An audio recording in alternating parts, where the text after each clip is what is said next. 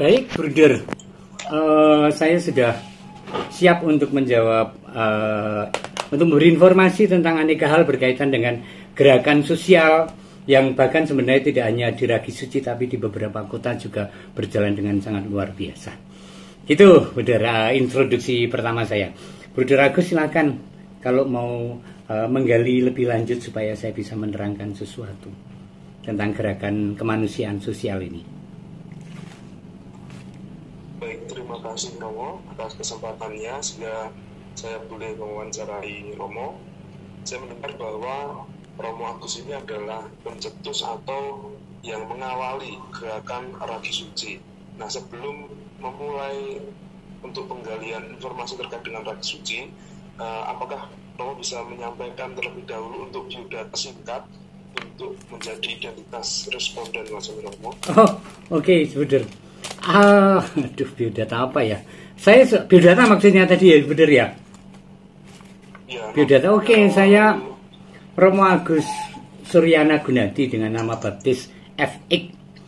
Saya kelahiran Bantul 59 tahun yang lalu, tepatnya 3 Agustus 1964. Gitu. Saya Imam Projo Keuskupan Agung Semarang, ditabiskan pada umur 30 tahun 1994, tepatnya 27 Agustus. Jadi ini tahun ke-30 menuju 30 tabisan imamat saya. Kemudian kalau perjalanan pastoral ya dari paroki ke paroki. Pertamanya di Wedi, kemudian menjadi direktur Wisma Salam, kemudian mengambil kursus di Hartford Seminary di United States, kemudian diutus ke Konferensi Wali Gereja Indonesia di Jakarta, kemudian dari KWI menjadi pastor paroki di Bintaran, dari Bintaran kemudian pindah ke paroki Sambiroto Semarang, dari Sambiroto Semarang pindah ke Kidologi, dari Kidologi sekarang menjadi pastor vikaris di paroki Yohanes Rasul Wonogiri, Jawa Tengah. Begitu, Bruder. Lalu artikulasi panggilan saya sebagai imam adalah sebagai pewarta, Bruder, evangelis. Maka saya senang dengan bidang pewartaan, bukan struktur dan organisasi pewartaan, tetapi panggilan pribadi untuk mewartakan dan mengajak orang teguh di dalam iman kepada Tuhan. Dan itu saya ekspresikan dengan khotbah, dengan rekoleksi, dengan seminar, dengan pembicara menjadi pembicara di sana sini, juga majalah inspirasi. Saya sudah menulis persiapan khotbah ini tahun yang ke-9 berturut-turut. Kemudian saya juga memberi renungan harian melalui radio JFM Semarang, itu juga sudah 8 tahun tiap hari. Kemudian orang menyebut saya YouTuber, Bruder. Saya seorang YouTuber tanpa iklan, tanpa monetisasi, tapi khusus untuk pewartaan firman. Dengan subscriber sekarang ini 26.000 lebih lah, kurang lebih begitu. Dan setiap hari saya mengupload video renungan saya atau perjalanan hidup saya semacam vlog, dan tiap malam saya mengajak umat berdoa streaming jam 9:30 malam, dan sudah berlangsung 2 tahun lebih ketika puncak pandemi COVID Delta terjadi tanggal 22 Juni 2021 dan sampai hari ini. Dan tiap malam diikuti sekitar 400 sampai 600 orang. Oke, itu perkenalan saya berkaitan dengan diri saya, dan juga mungkin nanti masuk ke kalau ada pertanyaan sekitar gerakan kemanusiaan sosial. Gitu, Bruder Agus. Baik, Romo, terima kasih banyak. Luar biasa sejarah panggilan maupun juga perjalanan pastoralnya, dan luar biasa juga untuk YouTube-nya. Nah, ini Romo, ketika Romo berada di gereja Kidologi, kemudian lahirlah gerakan sosial Ragi Suci ini. Nah, apakah Romo bisa menceritakan kepada saya dan juga nanti pendengar bagaimana sejarahnya gitu. Baik. Dan juga maksud dan tujuannya. Baik, Bruder. Apa ya itu ya? Apa ya? Saya akan memulai dengan begini, Bruder. Tahun 2006 itu ada gempa di Jogja yang memakan banyak korban dan membutuhkan banyak gerakan untuk recovery karena gempa di Jogja. Mungkin itu poin awal saya menjadi lebih serius untuk menjawab panggilan Tuhan untuk menjadi sesama bagi sesama, gitu. Dasar yang menguatkan gerakan teman-teman relawan itu adalah apa yang segala sesuatu yang kamu lakukan untuk salah seorang saudaraku yang paling hina, kamu telah melakukannya untuk aku. Maka kemudian dari menjadi relawan recovery gempa di Jogja, kemudian hati yang bertumbuh dalam kemanusiaan itu bertumbuh di antara teman-teman relawan ini. Dan ketika saya sedang bertugas di Semarang, teman-teman di Semarang itu melahirkan, Semarang dulu ini Buder, melahirkan gerakan yang namanya Food Day Care. Jadi memberi makan dengan layak pada mereka yang membutuhkan makan siang. Kami tidak menduga itu sekarang usia 8 tahun sudah gerakan itu. Gerakan Food Day Care FDC ini direspon baik para target sasaran, para subjek yang kita layani, tetapi juga mereka yang ingin membagikan hidupnya untuk sesama. Ini luar biasa yang poin yang kedua ini. Sehingga mereka bertumbuh. Kemudian saya pindah ke Jogja, ide itu menggerakkan lagi. Karena kidologi, nah ini sekarang kita masuk pada pertanyaan Bruder yang sesungguhnya. Kidologi itu terletak di tengah kota Jogja dekat komunitas Bruder Agus. Di titik nol kota Yogyakarta yang sangat ramai.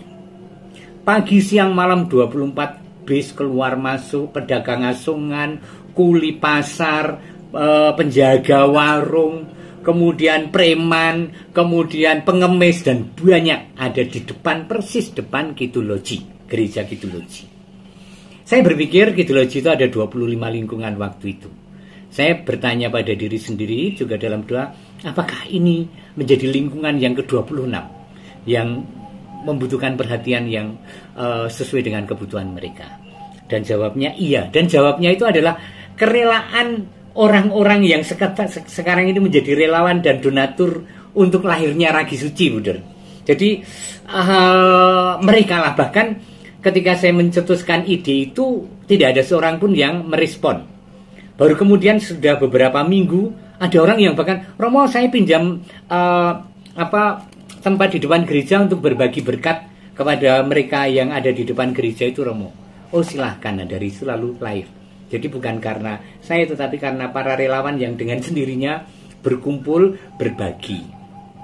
Nah, saya tahu bahwa ada banyak gerakan-gerakan kemanusiaan di Jogja. Ada Jumat Berkat, ada Sego Mubeng, dan ada banyak hal lain. Tetapi di depan mata ketika saya menjadi pastor kepala di Kidologi adalah komunitas dalam tanda kutip yang memanggil-manggil kami untuk mewujudkan gerakan berbagi itu. Dan ternyata sekali lagi direspon oleh para relawan dengan suka hati dan para donatur yang membagikan berkatnya untuk kami bagikan kepada mereka yang membutuhkan. Ragi Suci itu hanya nama, Bruder, singkatannya Gerakan Berbagi Sukacita, karena kami memberikannya dengan penuh sukacita dan mudah-mudahan menjadi sukacita bagi mereka yang menjadi subjek gerakan ini. Gitu. Romo, terima kasih. Berarti mulai tahun berapa, Romo? 5 tahun yang lalu, September 2019, sebelum COVID, Bruder. Jadi 1 tahun sebelum COVID.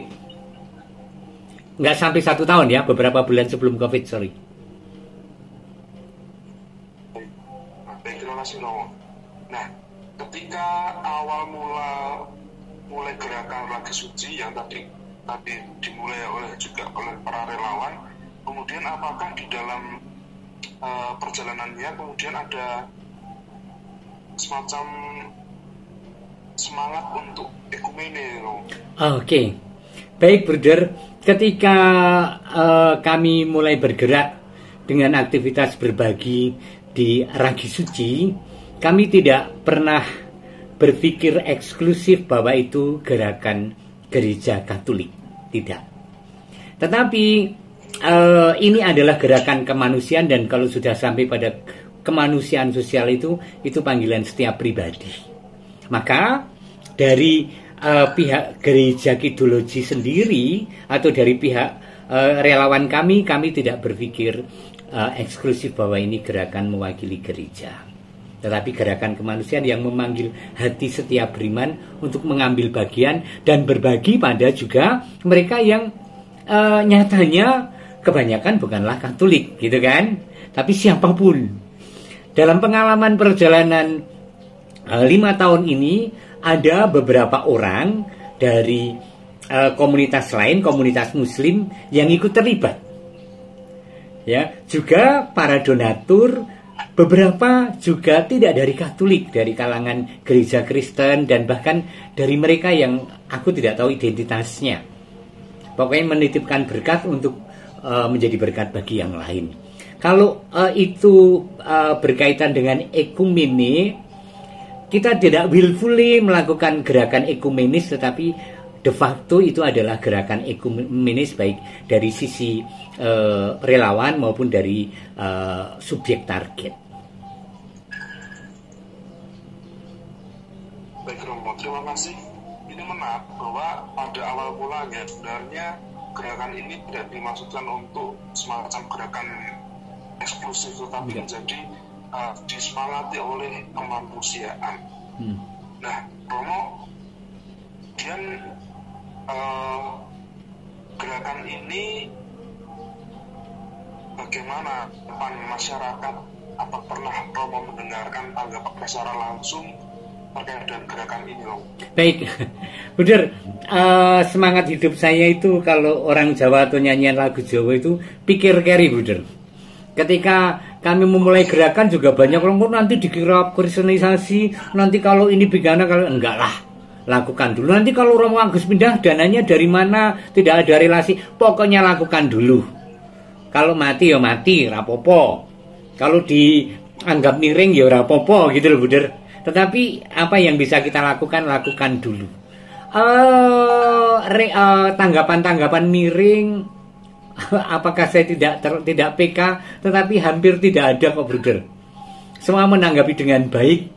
Dan terutama tentu saja pada peristiwa-peristiwa setiap hari Selasa jam 11. Siapapun yang datang menjadi relawan, kita sambut dengan sukacita tanpa menanyakan latar belakang. Demikian juga subjek-subjek yang kita layani pun kita tidak menanyakan sesuatu tentang mereka, dan rasanya mereka juga tidak bersuara atau bahkan menghalang-halangi ataupun seperti itu, nggak ada.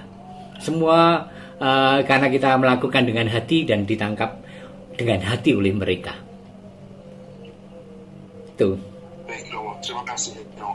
Lalu apa tantangan yang dihadapi oleh Ragi Suci dan bagaimana solusi di lapangan yang dibuat oleh Ragi Suci menghadapi tantangan itu, Romo?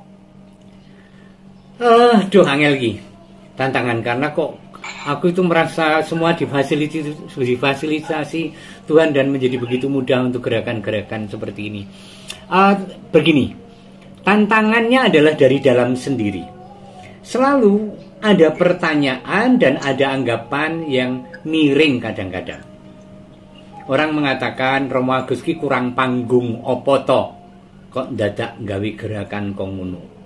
Ana kuwi lingkungan gereja, atau juga iki wong-wong do kurang gawean. Ini orang-orang yang kurang pekerjaan. Kenapa tidak di lingkungan atau di PSE paroki saja? Kenapa membuat gerakan yang di luar struktur manajemen paroki atau gereja? Kuwi ono Ya, kenapa uang sumbangan tidak disalurkan langsung kepada bendahara gereja, tetapi malah diceh-ceh untuk hal-hal seperti itu? Itu ya no wis ngono-ngono gila. Ini tantangan pertama. Tantangan kedua adalah kekhawatiran. Jadi banyak orang itu membuat kalkulasi ketika membuat gerakan. Gerakan itu dimanapun tanpa kalkulasi. Kalkulasi itu manajemen. Ini gerakan, maka tidak pernah didaftarkan pada komisi apa. Ini gerakan kok, gerakan kemanusiaan. Dan tidak ada kepengurusan, yang ada ya ad hoc lah. Kamu yang mimpin ya, ketuanya ya, kamu yang pegang uang bendahara ya, gitu. Dan mereka itu seringkali pesimis tentang nanti orang lain akan mengatakan apa. Lalu nanti apakah bisa diteruskan sesudah kita berhenti. Satu hal bagi saya adalah saya itu mengalami karya yang roh suci. Dan saya memperkenalkan mereka, bukan memperkenalkan, meneguhkan para relawan ini bahwa yang bergerak ini adalah yang roh suci, yang memegang tangan kita untuk melakukan karya-karya Allah. Dan itu sangat terbukti, Bruder, sangat terbukti.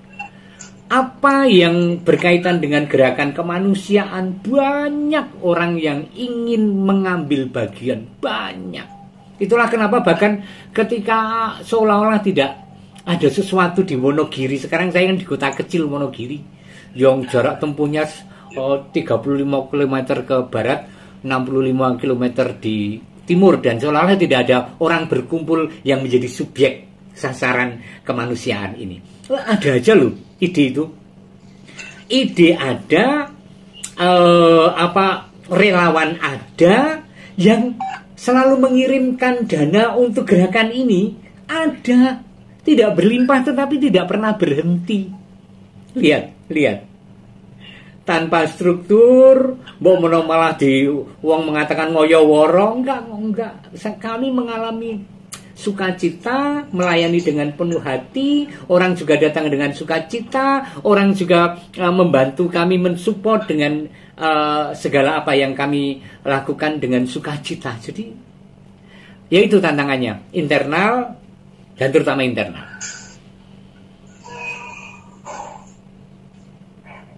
Baik, Romo, terima kasih. Luar biasa.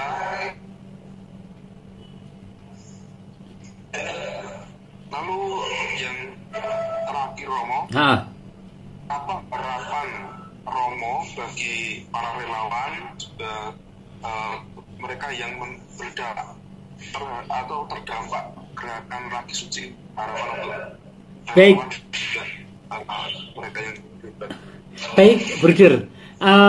Semua orang pasti meyakini bahwa gerakan kemanusiaan itu milik semua dan panggilan siapapun.